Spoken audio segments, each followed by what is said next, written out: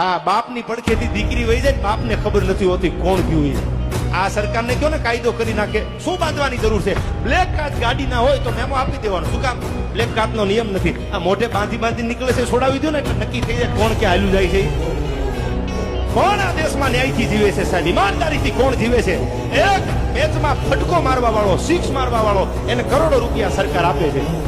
અને રાતને દી મજૂરી કરવા વાળા ખેડૂતના ભાવ કપાના કોણ આપે છે? લાવો ને આમાં શું ભલામાના વાતો કરો છો? અમે ઉજળા ઉજળા વસ્ત્રોમાં શેતાન છુપાયેલ જોયા છે, અને અમે ગંદી સડતી ગલીઓમાં ખાનદાન છુપાયેલ જોયા છે.